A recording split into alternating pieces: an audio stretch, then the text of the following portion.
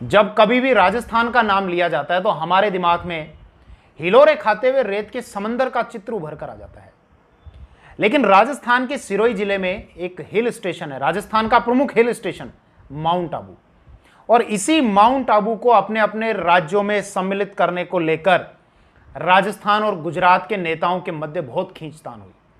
हालांकि उस समय जब रियासतों का एकीकरण किया जा रहा था तो रियासती विभाग के अध्यक्ष सरदार वल्लभ भाई पटेल थे और रियासती विभाग पर गुजरात के नेताओं का दबदबा था। तो इसीलिए राजस्थान से माउंट आबू और देलवाड़ा को अलग कर दिया गया। इनको उस समय के बंबई प्रांत में मिला लिया गया, वो बंबई प्रांत जिसको तोड़कर बाद में महाराष्ट्र और फिर गुजरात का निर्माण किया गया था 1 मई 1960 ईस्वी को। तो ये माउंट आबू का सफर किस प्रकार से राजस्थान से अलग होकर बंबई प्रांत में जाने और फिर वापस बंबई प्रांत से राजस्थान में आने तक का कैसा सफर रहा और इसको लेकर किस प्रकार से खींचतान हुई और आज का जो राजस्थान है, आज के इस राजस्थान का स्वरूप कब और किस तारीख को अस्तित्व में आया, इस संपूर्ण विषय पर आपके साथ में बात करने वाला हूं। मैं रमन भारद्वाज और आप देख रहे हैं राजस्थान के एकीकरण की प्रक्रिया से संबंधित हमारी इस वीडियो सीरीज का लास्ट और अंतिम पार्ट, वीडियो 8। आइए शुरू करते हैं। ये जो इमेज आपको स्क्रीन पर दिखाई दे रही है, ये है माउंट आबू। माउंट आबू जो राजस्थान के सिरोही जिले में है, यह है राजस्थान और यह है राजस्थान का सिरोही जिला। माउंट आबू जो राजस्थान का एक मुख्य हिल स्टेशन है और यहाँ पर न केवल राजस्थान के बल्कि राजस्थान के बाहर से भी बहुत बड़ी संख्या में टूरिस्ट हर साल यहाँ पहुँचते हैं। अब यही वो स्थान है, एक तो माउंट आबू और इसके अतिरिक्त देलवाड़ा ये भी राजस्थान के सिरोही जिले में ही आता है और यहाँ पर जैन मंदिर काफ़ी संख्या में है। तो ये दोनों ही स्थान ऐसे हैं जो पर्यटकों के लिए मैग्नेट का कार्य करते हैं। अब जिस भी राज्य में ये जाएंगे, भले ही राजस्थान या गुजरात, वहाँ पर पर्यटकों को अपनी ओर आकर्षित करेंगे। पर्यटक ज़्यादा जाएंगे तो उस स्टेट का रेवेन्यू भी ज़्यादा आएगा। तो यही कारण था कि माउंट आबू और इस देलवाड़ा को लेकर राजस्थान और गुजरात के मध्य खींचतान थी। राजस्थान और गुजरात के नेताओं के मध्य यह खींचतान थी कि साहब इस सिरोही रियासत को राजस्थान में मिलाया जाए, ऐसा राजस्थान के नेता और लोग चाहते थे, जबकि गुजरात के नेता और लोग ये चाहते थे कि इस सिरोही रियासत का विलय बंबई प्रांत में किया जाए। बंबई प्रांत क्योंकि उस समय गुजरात अलग राज्य नहीं हुआ करता था। जब राजस्थान का या भारत का एकीकरण हुआ था उस समय गुजरात और महाराष्ट्र ये संयुक्त रूप से बंबई प्रांत कहलाता था, बंबई प्रांत। और बाद में फिर 1 मई 1960 को इस बंबई प्रांत को तोड़कर गुजरात और महाराष्ट्र अलग अलग किया गया था, क्योंकि गुजरातियों में और मराठियों में मतभेद था, भाषाई आधार पर भी मतभेद था। इसीलिए 1 मई 1960 को फिर गुजरात अलग हुआ और महाराष्ट्र अलग हुआ। तो अब जब मैं बंबई प्रांत बोलूंगा आपके दिमाग में क्लिक हो जाएगा मैं बंबई प्रांत का मतलब क्या कहना चाह रहा हूं। तो वापस विषय पर आता हूं कि साहब इन दोनों को लेकर खींचतान चल रही थी और यह खींचतान जा पहुंची 26 जनवरी सन 1950 को। भारत के लिए एक ऐतिहासिक दिन और राजस्थान के लिए भी। भारत के लिए क्यों? क्योंकि इस दिन भारत का संविधान पूर्ण रूप से लागू कर दिया गया था। हालांकि भारत का संविधान आंशिक रूप से नवंबर 1949 में लागू हो गया था। नवंबर 1949 संविधान के 15 भागों को लागू कर दिया गया था, लेकिन पूर्ण रूप से 26 जनवरी 1950 को लागू किया गया था इस दिन को ऐतिहासिक बनाए रखने के लिए। वो लाहौर अधिवेशन की बात है जिस पर बाद में बात करेंगे। राजस्थान के लिए ऐतिहासिक क्यों ये दिन? क्योंकि इसी दिन राजस्थान के इंटीग्रेशन का, एकीकरण का 6ठा चरण संपन्न हुआ था। 26 जनवरी 1950। कौन सा चरण? 6th, 6ठा चरण। और इसी दिन राजस्थान को, इस भूभाग को, इस क्षेत्र को कानूनी रूप से राजस्थान नाम दे दिया गया था, जो आज तक राजस्थान चलता आ रहा है। तो ऐतिहासिक दिन तो हो गया, लेकिन राजस्थान की सिरोही रियासत के लिए यह दिन अच्छा नहीं था। सिरोही रियासत को 2 टुकड़ों में बांट दिया गया। यह सिरोही इस सिरोही के दो टुकड़े किए गए, एक टुकड़ा जो बंबई प्रांत में मिलाया गया, एक टुकड़ा जो राजस्थान को दिया गया। अब बंबई प्रांत में सिरोही का जो हिस्सा मिलाया गया उसमें टोटल 89 गांव थे। इनका टोटल एरिया था 304 वर्ग मील। ठीक है, कोई दिक्कत नहीं। मुख्य विषय तो क्या था? मुख्य विषय था आबू और देलवाड़ा का। तो इसी टुकड़े में आबू का हिस्सा, माउंट आबू, इसके अतिरिक्त देलवाड़ा, ये दोनों बंबई प्रांत को दे दिए गए। अब रियासती विभाग के द्वारा यह निर्णय लिया गया। रियासती विभाग के कर्तमधर्ता कौन? सरदार वल्लभ भाई पटेल और उनके सचिव वीपी मेनन। और इसके अतिरिक्त रियासती विभाग पर गुजराती नेताओं का भी वर्चस्व था, उनका प्रभुत्व था। तो जैसी उम्मीद थी कि सिरोही के ये प्रमुख जो पर्यटन स्थल हैं ये गुजरात में जाएंगे, क्योंकि बाद में अगर वहां जाएंगे तो वहां का रेवेन्यू बढ़ाएंगे, टूरिस्ट वहां पर ज्यादा आएंगे। खैर, वापस विषय पर आइए। तो विषय यह था कि सिरोही के दो टुकड़े कर दिए गए, 89 गांव और 304 वर्ग मील का, यानी 89 गांव सहित 304 वर्ग मील का एरिया बंबई प्रांत को दे दिया गया। इसी में आबू और देलवाड़ा था। बाकी का ये जो हिस्सा था सिरोही का, ये राजस्थान को दे दिया गया। इसमें एक गांव था, ये राजस्थान को दिए जाने का एक कारण था। इस हिस्से में एक गांव आता था और वो गांव था हाथल। हाथल गांव जो राजस्थान के एक बड़े नेता का गांव था, ये गोकुल भाई भट्ट। क्या कारण था अभी समझाऊंगा। गोकुल भाई भट्ट, जिनको राजस्थान का गांधी कहा जाता है, गोकुल भाई भट्ट जो उस समय राजस्थान प्रदेश कांग्रेस कमेटी के अध्यक्ष हुआ करते थे। अब इनका गांव वाला जो सिरोही का हिस्सा है वो राजस्थान को क्यों दे दिया गया, तो इसके लिए मैं आपको थोड़ा सा एक बार फ्लैशबैक में लेकर जाना चाहता हूं, थोड़ा सा पीछे लेकर जाना चाहता हूं। बात है 1 फरवरी सन 1948 ईस्वी की। 1 फरवरी 1948 की, जब राजस्थान के एकीकरण की प्रक्रिया आरंभ भी नहीं हुई थी, उससे पहले ही रियासती विभाग मतलब सरदार वल्लभ भाई पटेल के द्वारा क्या किया गया, इस सिरोही को राजपुताना रेजिडेंसी से हटाकर, पूरे सिरोही को, टुकड़े तो बाद में किए गए, पूरे इस सिरोही को राजपुताना रेजिडेंसी से हटाकर गुजरात रेजिडेंसी में मिला लिया गया। इधर इस मैप से ध्यान दो, इससे समझ लो।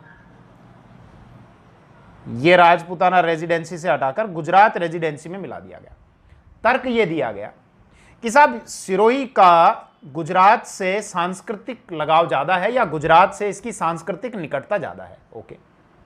दूसरा ये कहा गया कि सिरोही के जो शासक रहे हैं, राजे रजवाड़े रहे हैं, उनका एक तो कठियावाड़ जो गुजरात में आता है और कच्छ जो गुजरात में आता है।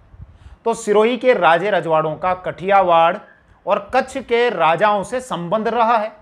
ठीक है साहब। इसके अलावा एक तर्क और दिया गया कि यहां सिरोही में एक मंदिर है, बहुत सारे मंदिर हैं जैनियों के। तो देलवाड़ा जो स्थान है, देलवाड़ा, यहां पर जैनी, गुजरात के जो जैनी हैं वो बहुत बड़ी संख्या में जाते हैं। इसीलिए इन तर्कों के आधार पर सिरोही को राजपुताना रेजिडेंसी से हटाकर गुजरात रेजिडेंसी में जोड़ा गया है। लेकिन राजस्थान के जो नेता थे, जो जनप्रतिनिधि थे, उनका भी अपना मत था। वो कह रहे थे साहब आप जो ये बात कर रहे हो कि सिरोही की गुजरात से ज्यादा निकटता है, तो हमारी तो राजधानी ही सिरोही में आबू रहा है। दरअसल क्या होता था, अंग्रेजों की राजपुताना में 2 राजधानियां हुआ करती थी। एक तो होती थी अजमेर मेरवाड़ा और एक होती थी आबू जो सिरोही में आता है। जब सर्दियां होती थी तो अंग्रेज अजमेर में बैठा करते थे, लेकिन जब गर्मियां आ जाती थी तो उनसे गर्मियां बर्दाश्त नहीं होती थी और वो अपनी राजधानी को अजमेर से हटाकर आबू में शिफ्ट कर लिया करते थे। तो राजस्थान के नेताओं ने ये कहा कि साहब आपने जो तर्क दिए हैं तो उस तर्क के बदले में आप ये तो गौर करो कि आबू तो राजपुताना रेजिडेंसी की राजधानी हुआ करती थी। इसके अलावा अगर आप सिरोही में घूमने के लिए जाओ, आबू में घूमने के लिए जाओ, तो वहां पर राजस्थान के शासकों के आवास तक बने हुए हैं। जब गर्मियां आती थी तो राजपुताना के शासक यहाँ सिरोही में शिफ्ट हो जाते थे, आवास बने हुए हैं उनके। इसके अलावा सिरोही की राजस्थान से ज्यादा सांस्कृतिक निकटता रही है। और तो और जब राजपुताना की रियासतों ने ईस्ट इंडिया कंपनी के साथ में, अंग्रेजों के साथ में जब संधियां की थी सन 1818 ईस्वी में, तो इन्हीं संधियों के तहत सिरोही रियासत के शासक महाराजा शिव सिंह के द्वारा सन 1823 ईस्वी में अंग्रेजों के साथ में संधि की गई थी। और इस संधि के लेट होने का कारण था साहब कि पहले सिरोही को मारवाड़ का हिस्सा समझ लिया गया था, मारवाड़ जिसको मोटा मोटा मैं जोधपुर बोल दूं, क्योंकि 1818 में जब जोधपुर के शासक महाराजा मानसिंह के द्वारा ईस्ट इंडिया कंपनी से संधि की गई थी तो उस समय यह मान लिया गया था कि सिरोही जो है वो मारवाड़ का हिस्सा है, इसीलिए सिरोही से अलग से संधि नहीं हुई। बाद में फिर महाराजा शिव सिंह के द्वारा, सिरोही के शासक शिव सिंह के द्वारा ये प्रमाण दिए गए कि साहब हमारा सिरोही जो है वो स्वतंत्र रियासत है और इसीलिए 1823 में संधियां की गई थी। तो इसी हिसाब से तो सिरोही का विलय राजपुताना में होना चाहिए, लेकिन अब यहां पर वर्चस्व तो गुजरात के नेताओं का था ही। तो जनता और जनप्रतिनिधियों के विरोध को दरकिनार करते हुए 1 फरवरी, जिसकी मैंने अभी बात की आपसे, 1 फरवरी 1948 ईस्वी को सिरोही को राजपुताना रेजिडेंसी से हटाकर गुजरात रेजिडेंसी में मिला लिया गया। अब इसके बाद बात आई कि साहब राजस्थान का एकीकरण प्रारंभ हो गया था, पहला चरण, जिसकी बात मैं पिछले वीडियोस में कर चुका हूं, तो ज्यादा डिटेल से नहीं जाऊंगा, जितना आवश्यकता होगा उतना आपको बात करूंगा क्योंकि पहले बता चुका हूं। तो फरवरी के बाद 18 मार्च 1948 को राजस्थान के एकीकरण की प्रक्रिया प्रारंभ हुई। पहला चरण संपन्न हो गया था जिसको मत्स्य संघ नाम दिया गया 18 मार्च को। ठीक है साहब, कोई दिक्कत नहीं। अगला चरण 25 मार्च 1948, ओके। दूसरा चरण संपन्न हुआ और इस दूसरे चरण में राजस्थान की 9 रियासतों और एक ठिकाने को भी मिला लिया गया। ठीक है, कोई दिक्कत नहीं। थोड़ा सा मैप से ध्यान दो, ये पहला चरण हो गया था, अलवर, भरतपुर, धौलपुर, करौली और यहीं एक ठिकाना था नीमराना। दूसरा जो चरण लिया, कहाँ गया, ये रियासतें ली गई, ये रियासतें ली गई, 2 यहाँ से ली गई, एक शाहपुरा भीलवाड़ा से, एक किशनगढ़ अजमेर से, किशनगढ़ अलग रियासत थी और टोंक रियासत, ये दूसरे चरण में ले ली गई। अब तीसरा चरण आया, तो तीसरे चरण में 18 अप्रैल, मैं विषय को कनेक्ट करना चाह रहा हूं इसीलिए तारीख बता रहा हूं। तीसरा चरण हुआ 18 अप्रैल 1948 और इस तीसरे चरण में मेवाड़ रियासत को भी राजस्थान की पिछले चरण में संपन्न, यानी कि इस 25 मार्च 1948 को संपन्न जो दूसरा चरण था राजस्थान संघ या राजस्थान यूनियन, उसके साथ में मिला लिया गया, विलय कर लिया गया और इसको संयुक्त राजस्थान नाम दे दिया गया था। खैर, हम गौर इस विषय पर करना चाह रहे थे कि 18 मार्च 1948 को जब मेवाड़ रियासत का विलय हुआ, उस महान रियासत का जिससे महाराणा सांगा संबंधित रहे, जिससे महाराणा प्रताप संबंधित रहे, तो मेवाड़ के विलय से 8 दिन पहले 10 अप्रैल 1948 को, और यह तारीख लिखता हूं मैं हीरालाल शास्त्री की इमेज के नीचे, 10 अप्रैल 1948 को क्या हुआ इस दिन? इस दिन हीरालाल शास्त्री के द्वारा सरदार वल्लभ भाई पटेल को एक पत्र लिखा गया, एक लेटर लिखा गया और यह कहा गया कि जैसा हमको समाचार मिला है कि मेवाड़ रियासत ने भी अपने आप को राजस्थान में विलय करने का निर्णय लिया है। क्योंकि मेवाड़ रियासत का विलय तो कब होगा? 18 मार्च 1948 को, लेकिन मेवाड़ रियासत ने विलय होने का निर्णय पहले ही ले लिया था 23 मार्च, यानी ये जो दूसरा चरण संपन्न हुआ था इससे 2 दिन पहले ही निर्णय ले लिया था।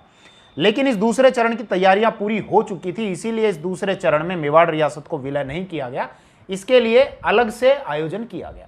ठीक है, तो ध्यान देना, 10 अप्रैल 1948 को हीरालाल शास्त्री के द्वारा सरदार वल्लभ भाई पटेल को ये लेटर लिखा गया और ये कहा गया कि जैसा हमको समाचार मिला है कि मेवाड़ रियासत ने भी अपने आप को राजस्थान की अन्य रियासतों के साथ में मिलाने का निर्णय लिया है, तो हमारे लिए बड़ी प्रसन्नता है और उम्मीद है, गौर करना, और उम्मीद है कि सिरोही रियासत को भी राजस्थान की इन रियासतों के साथ में मिला लिया जाएगा।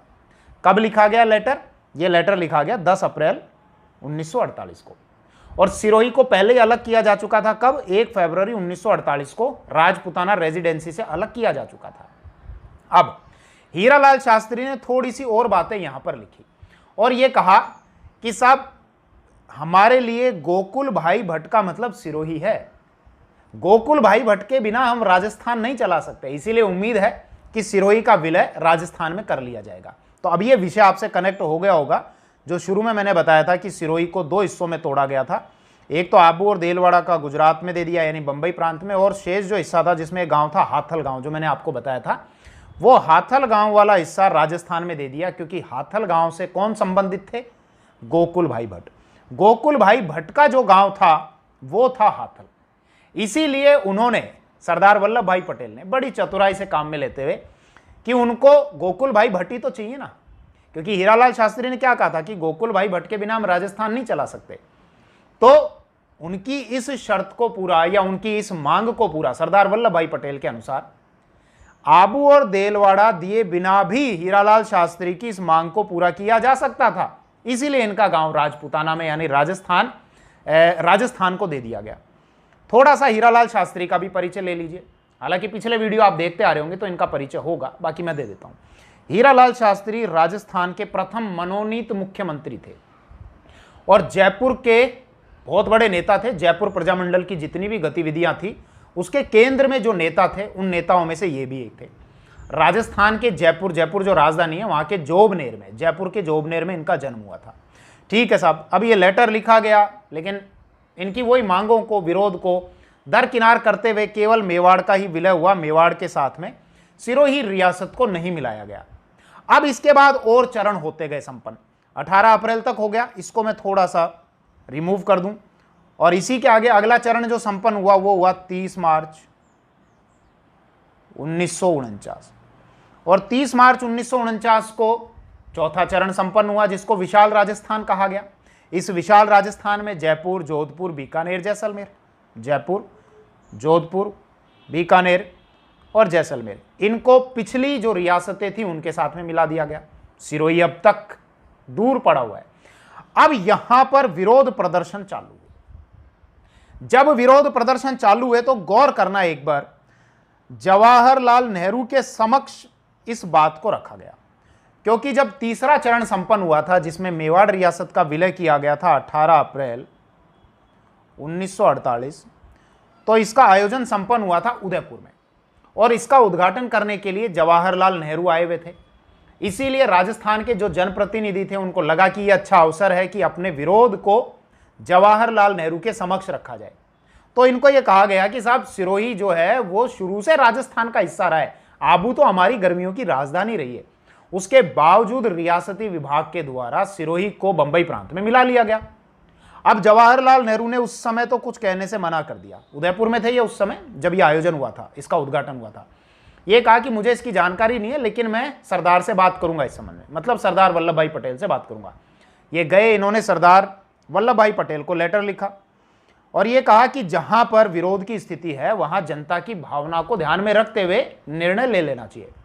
तो सरदार वल्लभ भाई पटेल ने कहा कि सिरोही को लेकर जितनी चर्चा होनी थी, बात होनी थी, वो कर चुका और वैसे भी उनको गोकुल भाई भट्ट चाहिए और उनकी इस मांग को बिना सिरोही दिए भी पूरा किया जा सकता है। इसीलिए बाद में फिर 26 जनवरी 1950 को सिरोही के 2 टुकड़े कर दिए गए। गोकुल भाई भट्ट उनका गांव जो आता है हाथल वो राजस्थान को दे दिया और बाकी जो मुख्य पर्यटन स्थल थे, एक तो आबू और देलवाड़ा, वो बंबई प्रांत में मिला लिए गए। अब इसके बाद राजस्थान के जनप्रतिनिधियों ने और मुख्य रूप से सिरोही की जनता ने विरोध प्रदर्शन करने शुरू किए और मुख्य रूप से इनका जो नेतृत्व कर रहे थे वो एक तो थे गोकुल भाई भट्ट और इसके अलावा बलवंत सिंह मेहता। इनके नेतृत्व में विरोध किए जा रहे थे। तो फिर सरदार वल्लभ भाई पटेल ने गोकुल भाई भट्ट की सहमति से एक निर्णय लिया और यह निर्णय कब लिया? 8 नवंबर 1948 को। गौर करना क्या निर्णय था। 8 नवंबर 1948 को कि साहब जब तक सिरोही पर सर्वसम्मति से कोई फैसला नहीं हो जाता, कोई सहमति नहीं बन जाती, तब तक एक काम करते हैं, सिरोही का जो प्रबंधन है वो भारत सरकार को सौंप देते हैं और सिरोही का प्रबंधन भारत सरकार को सौंप दिया गया। लेकिन इसके बाद अगले ही साल मतलब 1949 में, कब? जनवरी में, 5 जनवरी 1949 को सिरोही को, पूरे सिरोही को यह दे दिया गया बंबई प्रांत को। टुकड़े तो कब किए गए थे? 26 जनवरी 1950 को बाद में। लेकिन उससे पहले क्या क्या खेल चल रहा है, क्या क्या प्रोसेस चल रही है, मैं उस और आपका ध्यान आकर्षित करना चाह रहा हूं। तो 8 नवंबर 1948 को तो गोकुल भाई भट्ट की सहमति से निर्णय लिया गया कि हम इसको भारत सरकार को सौंप देते हैं, फिर जब सहमति बनेगी तो देख लेंगे। और बाद में अगले ही साल 5 जनवरी 1949 को इस पूरे सिरोही को बंबई प्रांत को सौंप दिया गया। अब साहब सौंप दिया, फिर राजस्थान का छठा चरण भी संपन्न हो गया, जिसके बारे में मैंने स्टार्टिंग में बताया था। 26 जनवरी 1950 को छठा चरण और इसको नाम दे दिया गया राजस्थान। और जनता बहुत ज्यादा विरोध कर रही थी, बहुत ज्यादा विरोध प्रदर्शन हो रहे थे, इसीलिए उनको थोड़े से छींटे देने के लिए सिरोही के टुकड़े कर दिए गए, जिसके संबंध में मैं आपसे बात कर चुका। 6 चरण हो गए। अब 6 चरण के बाद राजस्थान का कैसा स्वरूप अस्तित्व में था, ये पूरा राजस्थान है, इसमें से एक तो ये हटा दो, अजमेर, ये अलग से प्रदेश था, अलग से केंद्र शासित प्रदेश था, यानी कि पूरे राजस्थान प्रदेश के अंदर एक अलग प्रदेश। इसके अलावा सिरोही भी राजस्थान का हिस्सा नहीं था, सिरोही में आबू और देलवाड़ा वाला जो भाग है, और इसके अतिरिक्त सुनेल टप्पा, यहां झालावाड़ में आता है एक जगह सुनेल टप्पा, वो भी राजस्थान का हिस्सा नहीं था, उसको मध्य प्रदेश को दे दिया गया था। तो ये जो मैंने सर्किल किए, गोले किए, ये राजस्थान में नहीं थे, बाकी ये पूरा राजस्थान का अस्तित्व, ये स्वरूप जो है ये अस्तित्व में आ चुका। लेकिन अब देखो आगे क्या हुआ। जब सरदार वल्लभ भाई पटेल की मृत्यु हुई, इनकी मृत्यु के बाद भारतवर्ष के अलग अलग राज्यों ने मांग करनी शुरू कर दी, विरोध करने शुरू कर दिए कि साहब हमको तोड़कर एक अलग से राज्य बनाया जाए, भाषाई आधार पर, भाषाओं के आधार पर राज्यों का निर्माण किया जाए, कुछ जगह क्षेत्रों के आधार पर राज्यों का निर्माण किया जाए। ऐसे ही महाराष्ट्र और गुजरात में भी बाद में फिर अलग राज्य बनाए गए थे इनको तोड़कर। आंध्र प्रदेश को लेकर भी विरोध प्रदर्शन हुए थे। ये 1 अक्टूबर 1953 को जब आंध्र को एक अलग राज्य बनाने के लिए विरोध प्रदर्शन हुआ था, तो 1 अक्टूबर 1953 को आंध्र प्रदेश को अलग राज्य बनाया गया। तो मोटी मोटी बात यह है, मैं ये कहना चाह रहा हूं कि ये जो भारत का स्वरूप हमको आज दिखाई देता है, तो अलग अलग राज्यों के निर्माण के लिए विरोध प्रदर्शन होने शुरू हो गए। तो अब सरकार को लगा कि हाँ साहब, एक ऐसा आयोग बनाया जाए जो ये निर्णय करे, ये सिफारिश करे, हमको सिफारिश के बाद निर्णय तो सरकार को ही लेना है, ये सिफारिश करे कि कौन कौन से राज्य बनाया जाना ठीक होगा। तो फिर 22 दिसंबर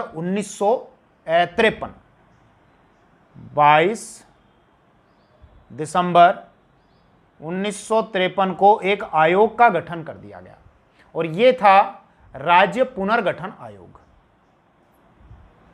राज्य पुनर्गठन आयोग, इसके अध्यक्ष बनाए गए फजल अली, और 2 इसमें सदस्य भी थे अध्यक्ष के अलावा, एक थे हृदयनाथ कुंजरू और एक के.एम. पन्नीकर।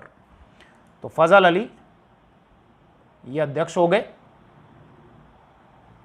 हृदयनाथ कुंजरू ये लिख लेना आप पूरा, और के.एम. पन्नीकर, इनको सरदार पन्नीकर भी कहते थे, के.एम. पन्नीकर। ठीक है साहब, ये 2 सदस्य हो गए, एक अध्यक्ष हो गए, आयोग बनाया। अब आयोग ने अपनी सिफारिशें रखी। आयोग ने 2 साल बाद, यानी कि 1955 में, सितंबर 1955 में, ध्यान रखना, सितंबर 1955 में संसद को अपनी रिपोर्ट सौंपी, और इसकी रिपोर्ट के आधार पर फिर एक अधिनियम बनाया गया। वो बनाया नवंबर 1956 में, राज्य पुनर्गठन अधिनियम। ये तो आयोग था, आयोग ने सिफारिशें दी, सिफारिश के आधार पर एक अधिनियम यानी कानून बना, राज्य पुनर्गठन अधिनियम। तो राज्य पुनर्गठन अधिनियम मतलब कानून कब बना? नवंबर 1956।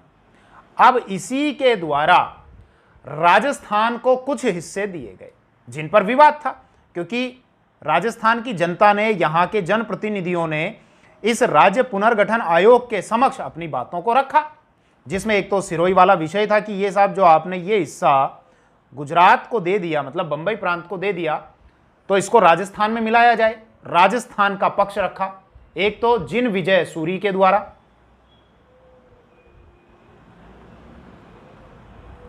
जिन विजय सूरी एक इतिहासकार थे, डॉक्टर दशरथ शर्मा, चौहान साम्राज्य के बारे में इन्होंने काफी कुछ लिखा है, जिसका मैंने हिस्ट्री में समय समय पर इनके बारे में जिक्र किया आपके साथ में। डॉक्टर दशरथ शर्मा, तो इन्होंने ये पक्ष रखा कि साहब सिरोही पूरा राजस्थान में ही विलय होना चाहिए।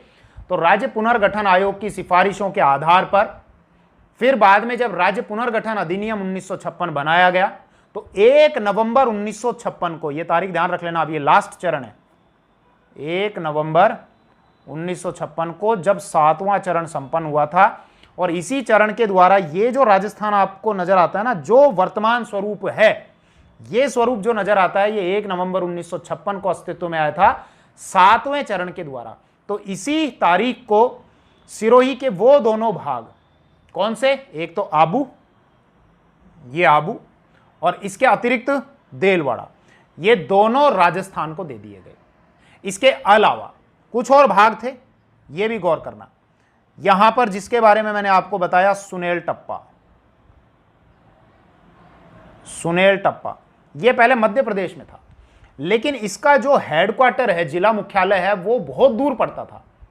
इसीलिए सुविधा को ध्यान में रखते हुए इसको झालावाड़ में मिला दिया गया। और यहीं पर एक हिस्सा और था जिसको कहते थे सिरोंज। सिरोंज, इस सिरोंज को राजस्थान से निकालकर मध्य प्रदेश में मिला दिया गया।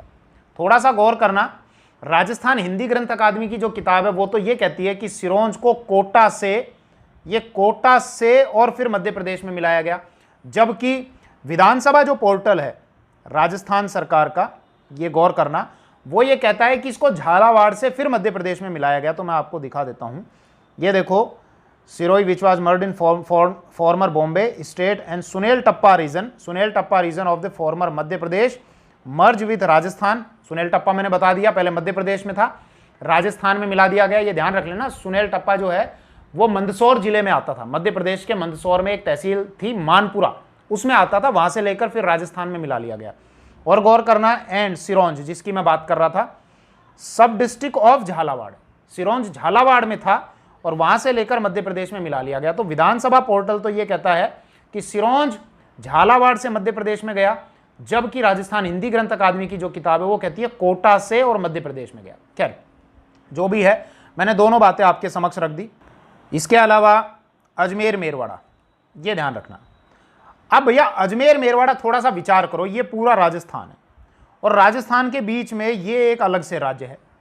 यहां पर बाकायदा चुनाव भी हो चुके थे 1952 में, 1952 में, और यहां के मुख्यमंत्री बने थे हरिभाऊ उपाध्याय।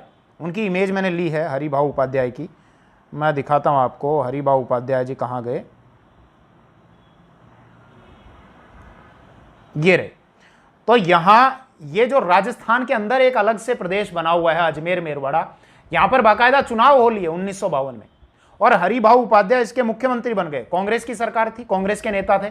इनका तर्क ये था कि साहब अजमेर मेरवाड़ा को अलग से ही एक प्रदेश रहने दिया जाए, क्योंकि छोटा प्रदेश जो है उसका डेवलपमेंट ज्यादा तेजी से हो सकता है। लेकिन वीपी मेनन का मत अलग था। वीपी मेनन ने इस संबंध में यह कहा कि अजमेर मेरवाड़ा राजस्थान के बीचों बीच एक टापू जैसा बन गया है। आप खुद ही देख लो कि पूरा राजस्थान अलग है और बीच में ये अलग से टापू बन गया। अब मान लो यहां से कोई क्राइम करके यहां भाग जाता है तो उसके लिए उसको तो वापस लाने में बड़ी प्रॉब्लम होती है। ठीक उसी प्रकार की परेशानियों का यहां सामना करना पड़ रहा था जैसे इंटर स्टेट बॉर्डर पे करना पड़ता है, कि यहां बॉर्डर पे जो जिले होते हैं, जो समस्याएं यहां सामना करनी पड़ रही थी, उसी प्रकार की समस्याओं का यहां सामना करना पड़ रहा था। इसीलिए राज्य पुनर्गठन आयोग के द्वारा ही, उसकी सिफारिशों के आधार पर ही 1 नवंबर 1956 को इस अजमेर मेरवाड़ा का विलय भी राजस्थान में कर लिया गया था। अब जब विलय कर लिया गया तो यहां की जितनी सीटें थी वो राजस्थान विधानसभा की सीटों में जाकर मिल गई, क्योंकि इससे पहले राजस्थान विधानसभा सीटों की संख्या थी 160, और इसको जब मिलाया गया तो इसकी अलग से सीटें हुआ करती थी, अलग से सभा हुआ करती थी, जिसको धारा सभा कहा जाता था। क्या? धारा सभा, 30 सदस्य होते थे। तो उसका विलय भी राजस्थान के, यानी शेष राजस्थान के साथ में कर लिया गया, और हरिभाऊ उपाध्याय को भी सेटिस्फाई करने का प्रयास किया गया। उनको राजस्थान का जो मंत्रिमंडल था, मोहनलाल सुखाड़िया का मंत्रिमंडल, अभी मैं बात करूंगा, मोहनलाल सुखाड़िया के मंत्रिमंडल में उनको सदस्य बना दिया गया, यानी उनको भी मंत्री बना दिया गया। कुछ बातें और ध्यान रखना, यह 7वां चरण तो संपन्न हो गया 1 नवंबर 1956 को। नवंबर 1956 में ही 7वां संविधान संशोधन किया गया था। कौन सा? 7वां संविधान संशोधन कब हुआ? 1956। एक विशेष बात हुई इस संविधान संशोधन के द्वारा, जो राज प्रमुख के पद हुआ करते थे, उन राज प्रमुख के पद को समाप्त करके राज्यपाल के पद बना दिए गए। गौर करना थोड़ा सा, मैं इधर ध्यान आकर्षित करता हूं। दरअसल जब भारत स्वतंत्र हुआ था, 4 कैटेगरी के राज्य हुआ करते थे भारत में, A, B, C and D. A category के राज्यों की संख्या होती थी 10। ए कैटेगरी वो राज्य जो सीधे ब्रिटिश नियंत्रण में होते थे, यानी सीधे जहां ब्रिटिश सत्ता होती थी, वो ए कैटेगरी के राज्य थे। बी कैटेगरी के राज्य वो थे जो रियासतों को मिलाकर फिर बनाए गए थे, ये होते थे 8 राज्य। सी कैटेगरी के राज्य वो होते थे जहां चीफ कमिश्नर बैठा करता था, यानी कमिश्नरी हुआ करती थी, वो होते थे सी कैटेगरी के, इनकी संख्या थी 10, और डी कैटेगरी के राज्य हुआ करते थे जिनकी संख्या थी 2। अब ये जो डी कैटेगरी के थे इसमें तो भारत का अंडमान निकोबार आया करता। राजस्थान की अगर हम बात करें तो राजस्थान में इसमें से 2 कैटेगरी आया करती थी, बी और सी। क्यों? क्योंकि पूरा राजस्थान एक तो रियासतों को मिलाकर बनाया गया था, मतलब बी कैटेगरी, और राजस्थान के बीचों बीच अजमेर मेरवाड़ा था जहां पर अंग्रेजों का चीफ कमिश्नरी थी यानी सीसी बैठा करता था, तो इसीलिए ये था आपका सी कैटेगरी का। तो ये बी और सी अलग अलग कैटेगरी के राज्य थे। ये 2 ही कैटेगरी थी राजस्थान में, और पूरे भारत में थी ए बी सी डी। अब क्या था यहां पर, ए कैटेगरी जो थी यहां राज्यपाल हुआ करते थे, गवर्नर, जो आज है, जबकि बी कैटेगरी के जो राज्य थे यहां पर राज्य प्रमुख हुआ करते थे, राज प्रमुख। और 1 नवंबर 1956 को जब राजस्थान के एकीकरण का 7वां और अंतिम चरण संपन्न हुआ तो इस समय राजस्थान के जो राज प्रमुख थे वो थे सवाई मानसिंह सेकंड। ये सवाई मानसिंह सेकंड, आ जाओ भैया। अब सवाई मानसिंह सेकंड को तो ये कहा गया था कि आप आजीवन, मतलब जब तक आप जीवित हो तब तक आप राजस्थान के राज प्रमुख रहोगे, लेकिन अभी तक तो ये जीवित हैं, और इनके जीवित रहते हुए ही इस 7वें संविधान संशोधन के द्वारा इस राज प्रमुख के पद को समाप्त कर दिया गया और इन कैटेगरीज में भी बदलाव कर दिया गया। इन दोनों कैटेगरीज को मिला दिया गया और एक कैटेगरी बनाई, इसको कहा गया राज्य, जो आज है भारत में। आज 2 कैटेगरी ना, एक राज्य और एक केंद्र शासित प्रदेश, तो इनको मिलाकर बनाया गया राज्य और इनको मिलाकर बनाया गया केंद्र शासित यानी कि यूनियन टेरिटरीज। अब ये ए और बी को जब मिला दिया तो राज प्रमुख का पद भी समाप्त कर दिया। अब यहां इन राज्यों में केवल राज्यपाल होंगे और पहला राज्यपाल भी नियुक्त कर दिया गया, गुरुमुख निहाल सिंह। ये लो साहब, गुरुमुख निहाल सिंह, इनको गुरुमुख निहाल सिंह को राजस्थान का पहला राज्यपाल बनाकर भेज दिया गया। किस प्रकार से इनकी नियुक्ति होती है, यह पॉलिटी का विषय है, राष्ट्रपति के द्वारा इनकी नियुक्ति की जाती है। इनको राज्यपाल पद की शपथ सवाई मानसिंह सेकंड यानी कि जो राज प्रमुख थे राजस्थान के, उनके द्वारा दिलाई गई। अब इन्होंने जब ये कहा कि साहब आपने तो आजीवन रहने के लिए मुझे बनाया था, तो जवाहरलाल नेहरू ने एक देखिए अच्छी बात कही, और अच्छी बात यह थी कि संविधान कभी भी पाषाण नहीं हो सकता, मतलब संविधान कभी भी पत्थर नहीं हो सकता, उसमें बदलाव होते हैं, संविधान में बदलाव होने भी चाहिए। इसीलिए राज प्रमुख के पद को समाप्त करके राज्यपाल का पद सृजित कर दिया गया था। थोड़ा सा और ध्यान देना, यहां पर अब जब ये सारी कैटेगरीज आपस में मिला दी गई तो इस समय टोटल जो राज्यों की संख्या थी वो थे 14 राज्य।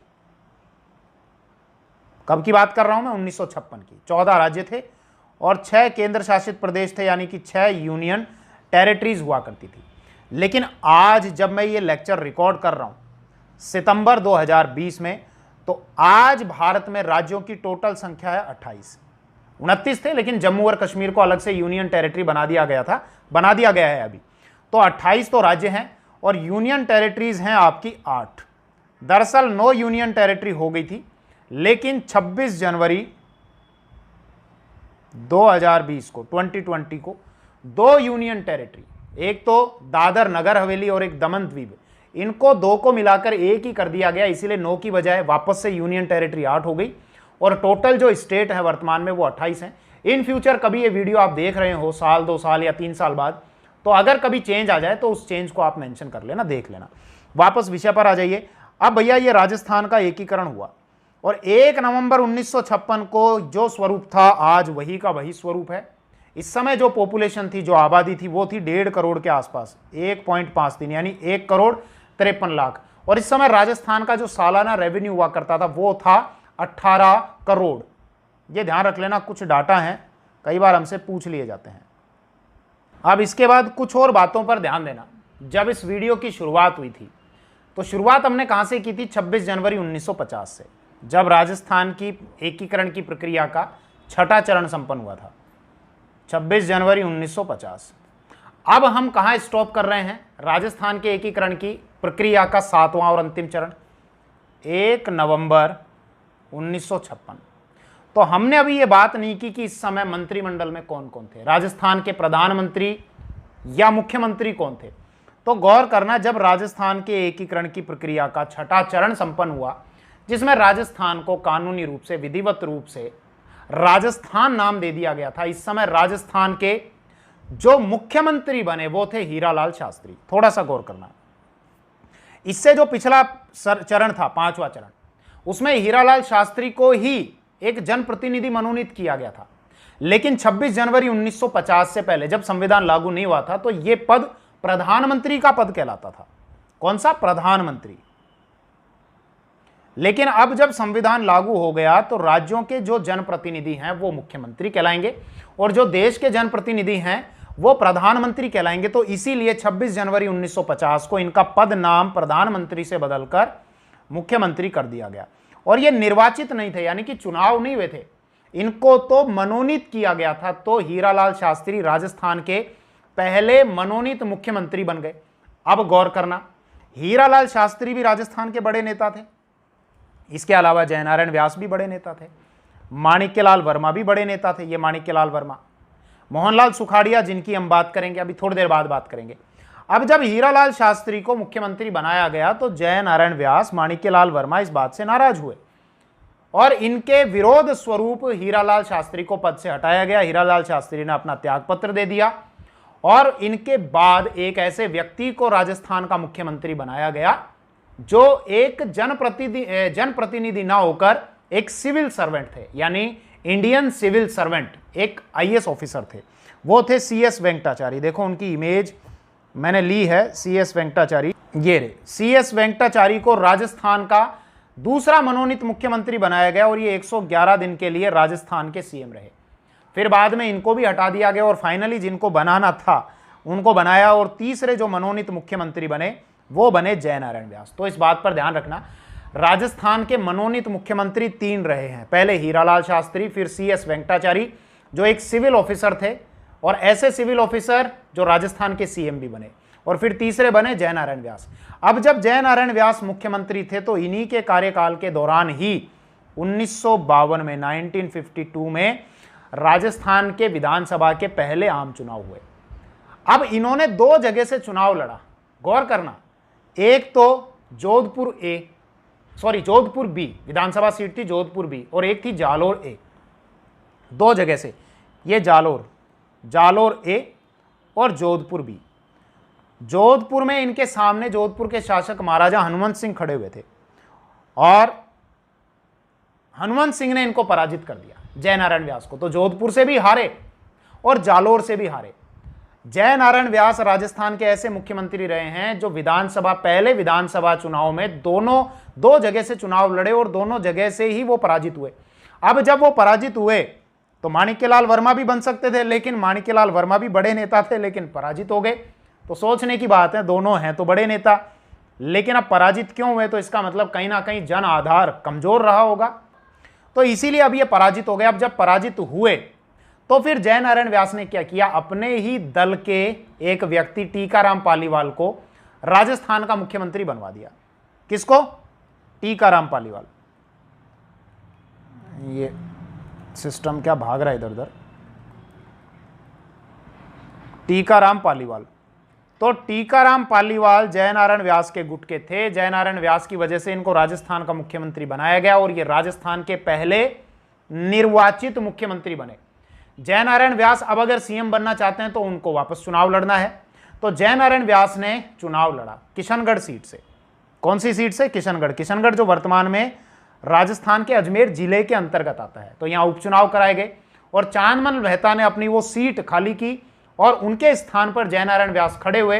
अब जीतना ही था क्योंकि सरकार ऑलरेडी कांग्रेस की है ही, और ये बात भी निश्चित है कि ये उपचुनाव जो हो रहे हैं ये विधायक बनाने के लिए नहीं हो रहे, ये चुनाव तो जयनारायण व्यास को मुख्यमंत्री बनाने के लिए हो रहे हैं। इसीलिए वो किशनगढ़ सीट पर हुए इस उपचुनाव में जीते और फिर राजस्थान के मुख्यमंत्री बने। तो फिर टीकाराम पालीवाल का क्या? टीकाराम पालीवाल को पहले सीएम बनाया गया था, फिर बाद में जब जयनारायण व्यास सीएम बने तो टीकाराम पालीवाल को उनके ही मंत्रिमंडल में डिप्टी सीएम बना दिया गया। तो टीकाराम पालीवाल राजस्थान के ऐसे मुख्यमंत्री रहे जो पहले सीएम थे और फिर बाद में डिप्टी सीएम बना दिए गए, यानी कि इनका डिमोशन कर दिया गया था। अब यहां पर लेकिन और भी रोचक बातें यह है कि जयनारायण व्यास को बाकी के जो नेता हैं वो लाइक नहीं कर रहे थे। माणिक्यलाल वर्मा भी लाइक नहीं कर रहे थे कि आप क्यों बनो साहब सीएम। तो फिर अब इनके द्वारा एक नए नेता को लाया गया, माणिक्यलाल वर्मा के द्वारा। ये उनके गुट के थे, मोहनलाल सुखाड़िया, कि साहब आपको क्यों, आप एक काम करो ना, विधायकों का मत ले लो और विधायक जिसको चुनते हैं उसको सीएम बना दिया जाए। तो फिर भैया मोहनलाल सुखाड़िया को एज ए सीएम चुना गया 1954 में, और 1954 से 1971 तक, 1971 तक, यानी 17 वर्षों तक ये राजस्थान के सीएम रहे। और कितनी बार? 4 बार, सबसे ज्यादा समय तक 4 बार सीएम रहे। और इनको कहा जाता है आधुनिक राजस्थान का निर्माता। अब आप लंबे टाइम तक सीएम रहोगे तो विकास कार्य तो होंगे ही होंगे, कुछ ना कुछ कार्य तो होंगे ही ना। तो ये रहे राजस्थान के, आधुनिक राजस्थान के निर्माता के तौर पर मोहनलाल सुखाड़िया को जाना जाता है। कुछ और बातों पर आप ध्यान देना कि हम इस विषय पर भी हमने बात की थी कि राज प्रमुख का पद तो समाप्त कर दिया गया था 7वें संविधान संशोधन के द्वारा 1956 ईस्वी में, और बाद में फिर इसको राज्यपाल का पद बना दिया गया था। इसी तरीके से जब इन रियासतों का एकीकरण किया गया था, इनको विलय किया गया था, तो इनके राजाओं को प्रीवी पर्स दिया जाता था, यानी कि आपने गद्दी छोड़ी, इसके बदले आपको पेंशन दी जाएगी। उस पेंशन को भी समाप्त कर दिया गया था 26वें संविधान संशोधन के द्वारा 1971 में। ये ध्यान रख लेना, 26वां संविधान संशोधन था और 1971 में उस प्रीवी पर्स को भी समाप्त कर दिया गया था। कुछ बची कुछ बातें और ध्यान देना। ये मैंने आपको बताया 1 नवंबर 1956 को वर्तमान राजस्थान का स्वरूप अस्तित्व में आ गया था और अजमेर मेरवाड़ा का विलय भी कर दिया गया था। तो ध्यान देना, अजमेर जो है ये राजस्थान का 26वां जिला बनाया गया था। फिर ये था 26वां जिला। तो ये 26 2 एक साथ आए, इसीलिए मेरे दिमाग में आ गया कि 26वां संविधान संशोधन 1971, प्रीवी पर्स को समाप्त कर दिया गया, यानी अब राजे रजवाड़ों को कोई पेंशन नहीं मिलेगी, और 26वां जिला बनाया गया था अजमेर को। वर्तमान में राजस्थान में हम बात करें तो 33 जिले हैं, 33। तो 26 से 33 तक का सफर कैसे पहुंचा, ये विषय भी आ गया तो बता देता हूं। 27वां जिला बनाया गया धौलपुर, ये यहां पर धौलपुर, इसको बनाया गया था 15 अप्रैल 1982 को, 15 अप्रैल 1982 को। इसके अलावा 3 जिले एक ही तारीख को बनाए गए थे, 28वां, 29वां और 30वां, 10 अप्रैल 1991। 28वां, 29वां, 30वां कब? 10 अप्रैल 1991। कौन कौन से थे? 28वां था 12, 29वां दौसा और 30वां राजसमंद। गौर करो, ये 28वां बनाया गया था 12, जो कोटा से तोड़कर बनाया गया था। 29वां बनाया गया था दौसा, ये दौसा जो जयपुर से तोड़कर बनाया गया था। 30वां राजसमंद, ये राजसमंद, ये 30वां जो उदयपुर से तोड़कर बनाया गया था। ध्यान देना, ये राजसमंद ऐसा लगता है जैसे कोई तिलक कर रखा हो, तिलक के समान। इसके बाद आता है 31वां जिला हनुमानगढ़ और 32वां जिला करौली। तो ये ध्यान दो, ये आ गया आपका हनुमानगढ़, ये हनुमानगढ़। दरअसल ये श्री गंगानगर के साथ ही जुड़ा हुआ था, लेकिन इसको तोड़कर फिर बाद में 31वां जिला बनाया गया था 12 जुलाई 1994, 1994। 32वां जिला बनाया गया था करौली, 19 जुलाई 1997। करौली ये रहा आपका करौली, ये करौली। कौन सा जिला? 32वां। कौन सी तारीख को? 19 जुलाई 1997। और सबसे लास्ट में, यानी वर्तमान जब मैं ये लेक्चर रिकॉर्ड कर रहा हूं सितंबर 2020 में, तो अभी 33 जिले हैं। इन फ्यूचर देख लेना यदि कोई बदलाव होता है। तो 33वां जिला बनाया गया था 26 जनवरी 2008 को प्रतापगढ़, ये प्रतापगढ़, 26 जनवरी 2008। इसके कुछ भाग देखो 3 जिलों से तोड़कर इस प्रतापगढ़ को बनाया गया था। एक तो उदयपुर से लिया गया धरियावाद, ये लिख लेना आप, उदयपुर से लिया गया धरियावाद। इसके अलावा बांसवाड़ा से लिया गया था आपका पीपल खूट। तो ध्यान रख लेना, बांस भी पेड़ होता है, पीपल भी पेड़ होता है, हालांकि बांस टेक्निकली तो घास होती है।